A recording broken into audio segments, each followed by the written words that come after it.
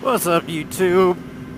So, I know I said I was gonna have a lot of content for you, probably 3 photo videos, but well, I was a dumbass with my GoPro. I don't know if I did it or if the GoPro did it on its own, but somehow it turned to photo mode.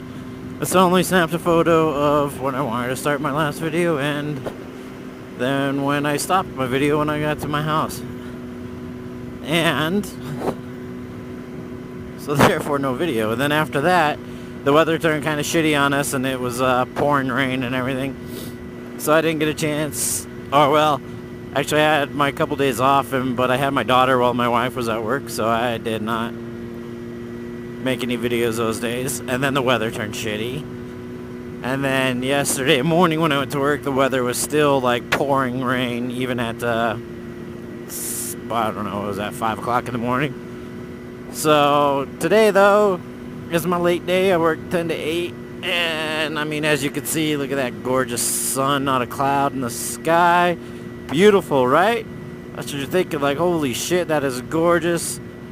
Got the Black Forest out in front of me here. Well, guess what the temperature is? 34 degrees. It is cold. And my hands are already starting to frickin' feel it. That's what I get though, because it's going to be, again, 60 degrees when I leave work. Even when I leave work tonight at 8 p.m., it's still going to be around 60 degrees. So, it's always worth it. I mean, if you ride, you understand that. It's worth it. It's worth being cold for however long, so you could just have that beautiful ride later. Or vice versa, you know, beautiful ride early in the morning to cold ride later. It's just always worth it.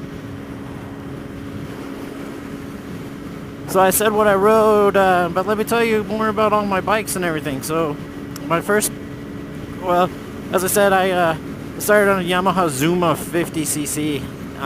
You know, you don't, here in Colorado, you don't need a motorcycle license for 50cc. It's just considered a motorized bike or a moped. And it's just twist and go, so you don't really have to worry about clutching. And tires are fat on that thing. I mean, they're almost as wide as a motorcycle tire. So, which is very different from most scooters that have, you know, teeny tiny, where your contact patch is only like half a fucking inch. I once rode my father-in-law's P250, 79 P250 Vespa. That thing was so squirrely. I don't even know how I stayed up on it, to be honest with you. I rode through an area of where I live called Garden of the Gods. Just a bunch of nice little twisties through a rock cropping, and at 25 miles per hour, and I mean, I thought I was gonna dump it every 5 seconds. I mean, the whole bike, whoa, whoa, whoa, whoa, whoa, like, what the hell? So I went from the Zuma to another Yamaha, a Seika 2. I think it's something in the 80s, maybe 92 Seika 2. There you go. That's how I remember it, 92 Seika 2. And red, and that was my brother-in-law's, and he got deployed to from a reserve unit from here in Colorado to, oh, look at the mountain. I don't know if you guys, how well you can see that. It always looks far away in the camera, but that's Pikes Peak, and it is covered in snow. So I know Baker X Derek had his little video about snow on the mountains there in California, close to San Bernardino, but I mean, look at that. And you can tell the elevation line, see where the kind of the snow is. It's fucking amazing. So anyways, yeah, he deployed to Andrews Air Force Base and then to Baghdad International Airport. So his unit had to do a year. So he went 6 months Andrews in Washington, and then 6 months at Bayap. So I got used to, the purpose of doing that on the Seika 2 was so that I could get used to clutching. I mean, if you're just used to twist and go, then you don't know when you need to clutch, when you need to... Oh shit, I probably should have stopped. When you need a clutch, when you need, how you know to shift. I mean, if you've driven a stick car, then you kind of already, or a manual, a manual, then you already know how to, you kind of know how to do it. But on a motorcycle, since they're high revving machines anyways, it may throw you off, and then you're going to just be like, what the hell? I thought I shifted, and I have no power. Why do I keep having no power? Well, you're shifting well outside of its power band, So,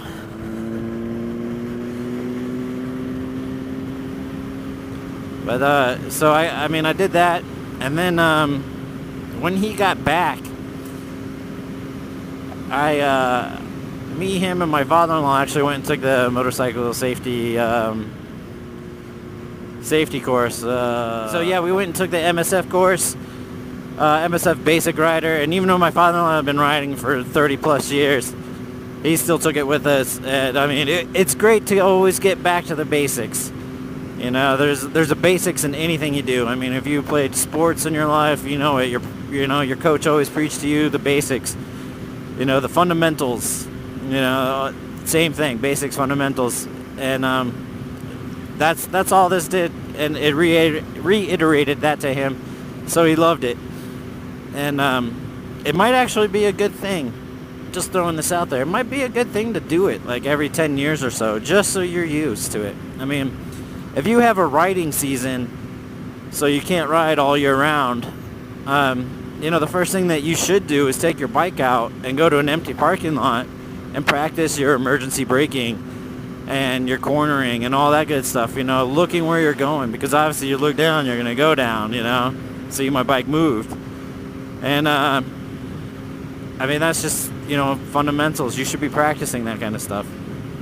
But that's another topic and another video altogether. But, so from the Seika 2, I went and bought my very own motorcycle, and happened to keep driving by this place one day to work, and it's just chock full of old cars and old motorcycles. And one day I just had to stop to see what was in it. I was like, there's too many good-looking bikes and everything in there to see. So I looked in there, and there it was. I knew it was the bike for me. It was a 1967 Norton Atlas 750, and it was in what looked to be like really freaking great shape. I mean, silver tank, the seat was gorgeous, so everything about it was nice. So I couldn't find any way to get a hold of this guy that owned this place, so I ended up looking in the county assessor, found the guy's name, and then I looked him up in the phone book, and because old people still do that kind of shit. So I looked him up in the phone book, and I called him up, and the guy's like, how did you get my number? And I told him, and he's like, you know what, man, I'm a real estate guy from California. I just buy real estate property all the time, and not a lot of people know how to do that, so you just impressed me, so I'm gonna let you in. Apparently, though, this guy never lets anybody even into his shops to see his stuff. We have another buddy, he's my father-in-law's buddy. I've been so for, again, like 20 plus years. Well, this guy has been trying to get into this dude's place for like 12 years and could never get the guy to invite him to come in. And I mean, my father-in-law's friend like already restores motorcycles, old BMWs, and old rare to find scooters and stuff. So this guy, he knows what he's doing. The guy would never invite him in. I need to come in with you. And we're like, all right. So he comes with us. I mean, we spent 3 hours there before we even got to the motorcycle I was interested in.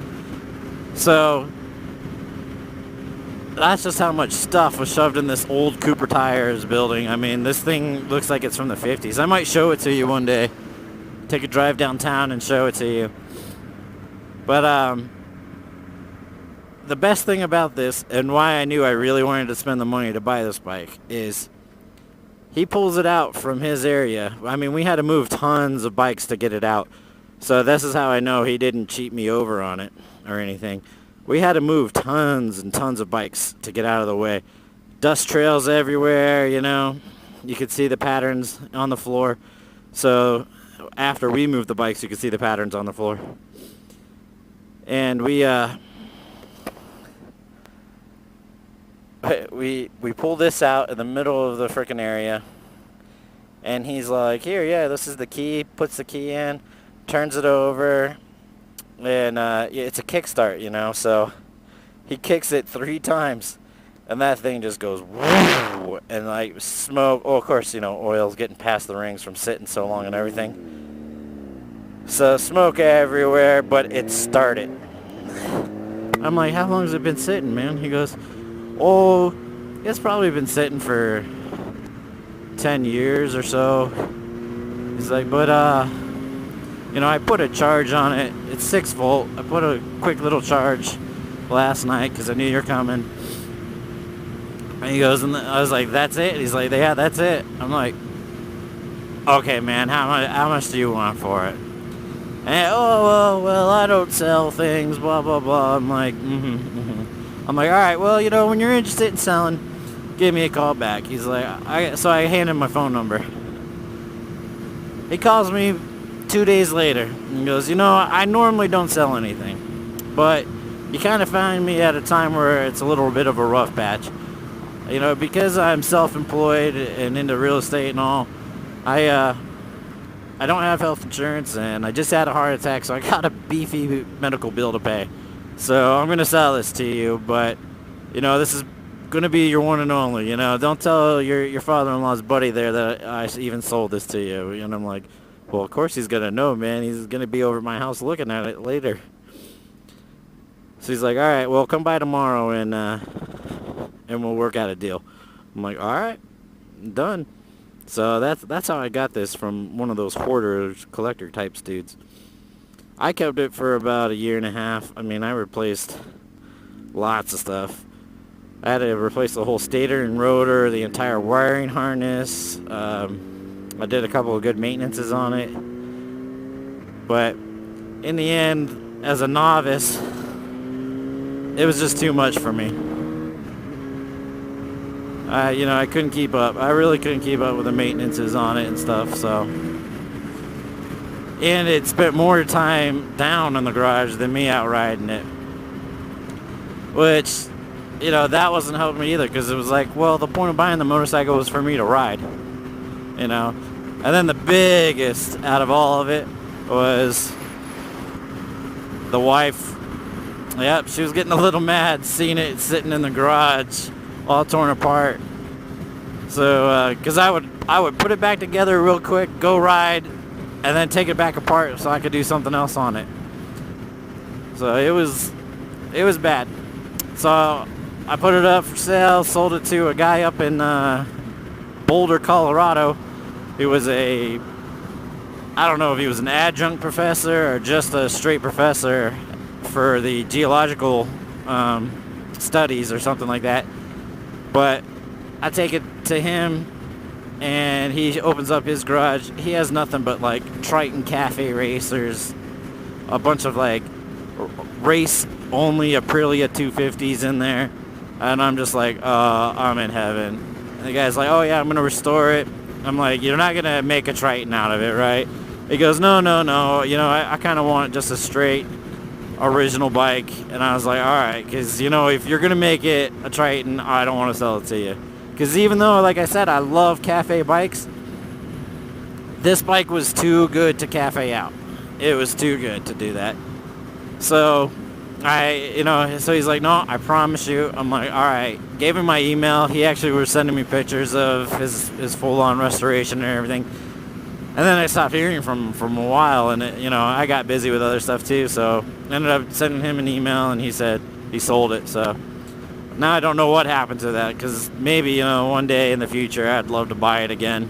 I think I still have the original title for it, so I gotta see. But anyways, so after I sold it to him, you know, the guy hands me all the money. I still owed a little bit to my father-in-law for the Norton. So we get in the car, I count out the money, and I hand it to my father-in-law. I'm like, here you go, man. Norton's all paid off. He's like, all right, thanks. I was like, okay, we have to go here to this address. He's like, what's there? I was like, my next bike. So I didn't even go a day without a bike. And he starts laughing at me. We drive over there. I pick up a 1981 Kawasaki GPZ 550. Amazing bike. Loved it. Little temperamental piece of shit, though. It did not like to be cold. And, like, this morning, that thing would never have started. I wouldn't have been able to make it to work on time. I'm not even sure I'm going to make it to work on time right now, but I know I wouldn't have. It needed at least 30 minutes of warm-up time before you could take it out. I mean, it was probably something that I could have done, but if it was cold, it would be sitting here at idle fine, and it also idled about 1100 RPM. As soon as you touched, boom, dead. Like, what the fuck? So, I never had the time to really figure her out. I didn't have the money or the tools also, because I was still working kind of a piece of shit job at that time. And then I actually got over to a good job during the middle of me owning her. So, and some other stuff happened. We sold our house and we were living with my in-laws, and I had a ride on the highway, 75 mile per hour highway, for 30 minutes. And I mean, that little 550, she could do it, but I just felt horrible fucking doing it to her. Really horrible. And I just didn't know if she was ever going to give out on me one day. I mean, I kept up with all the maintenances the best I could and everything, and valve adjustments, all that good stuff. Took it in for a valve adjustment because I didn't have the tools to do it myself. And then, but oil changes regularly. I mean, in fact, I think I did an oil change every 1,500 miles versus every 3,000 miles on her, just because of her age. And I mean, I loved her. She was a great bike. I ended up selling her to this dude. This dude comes rolling up on an RC51. He's like, all right, I want to buy your bike. I'm like, okay. Like, how about this? We ride together. He's like, huh? I was like, I ride your RC51 while you're riding the GPZ. You know, because he didn't have any cash on him. And he's like, I don't know if that's a good deal. And I'm like, it's a good deal to me. You don't have any cash. What if you wreck this thing, you know? Then I take your bike until you could pay for the repairs to my bike. And he's just like, looking. I'm like, hey, man, no deal, no sale. So he's like, fine. So this thing was tricked out. Öhlins, everything. Akrapovic exhaust on it. I mean, it was sweet. And it was loud. No wonder the guy had earplugs in when he got off his bike. It was loud. So, but yeah, he rode the GPZ and then said, okay, I love it. I'll be down tomorrow to pick it up. I'm like, all right, what you gonna do with it? Oh, I'm gonna restore it and race it. Sure as shit, that's what that guy does. He races my GPZ now, or well, it's not mine, but it's his now. He races it in vintage races. Him and his brother, because that's what they did back in the 80s when they bought one brand new. So, and they do it now as older guys. So this guy was in his mid-50s. So I was like, all right. So she ended up having a better life than I could have given her. And he did completely overhaul her, though. So I wish I had all these pictures, but I don't. But, yeah, I mean, he sent me some pictures of the restoration. It was amazing, too. I really would have liked to have gone up to Longmont where he lived and, you know, gotten my hands dirty on her, too.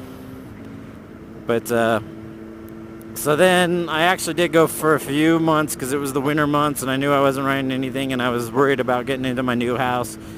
We got into the new house and within a month I bought the 919. So it ended up working out pretty great. So the most I've been without a bike since I started riding was 4 months.